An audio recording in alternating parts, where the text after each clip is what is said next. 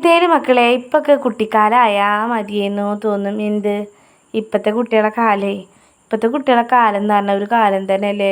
എവിടെ നോക്കിയാലും ഓരോരോ സംഭവങ്ങൾ കാണുന്നില്ലേ. ഏതായാലും ഞങ്ങൾ കുറച്ച് രാത്രി ഇരുട്ടായപ്പോഴാണ് കേട്ടോ പോയത്.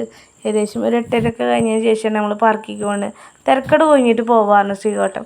എന്നാലേ ഉള്ളൂ ഇവിടെ ആൾക്കാർ ഇല്ലാതെ നിൽക്കുകയും ചെയ്യുക. കുട്ടികൾക്ക് കളിപ്പാട്ടങ്ങളും സംഭവങ്ങളിലൊക്കെ ഒന്ന് ശരിക്കും സ്വസ്ഥമായിട്ട് കയറുക.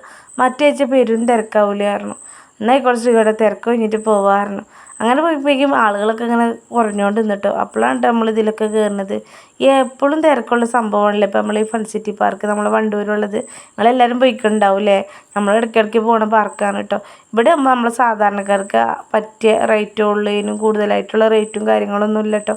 എല്ലാം അടിച്ച് പൊളിച്ച് എൻജോയ് ചെയ്യാൻ പറ്റുക.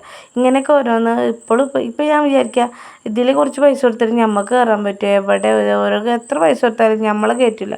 ഒക്കെ കുട്ടികൾക്കുള്ളതാണ്. കണ്ടില്ലേ ഇതൊക്കെ നമ്മളെ കുട്ടിക്കാലത്ത് ഇമാത്തൊരു സംഭവങ്ങളും കാര്യങ്ങളൊന്നും ഉണ്ടായിരുന്നില്ല. ഇപ്പം നോക്കിയാണെങ്കിൽ എന്തൊക്കെയാണ് ഇവിടെ കിടക്കണല്ലേ. എല്ലാ സംഭവങ്ങളുണ്ട്. അപ്പോൾ വെക്കേഷനും കാര്യങ്ങളൊക്കെ ആയിട്ടുണ്ട് കേട്ടോ. നല്ല ഇതേപോലെ നല്ല വെച്ചെത്തിയാലും ഇതായാലും ഒന്നും പറ്റാത്ത സ്ഥലമാണ്. നല്ല അടിപൊളിയായിട്ടുള്ള മുറ്റം തന്നെ അവർ ലെവലാക്കിയിരിക്കണം കേട്ടോ.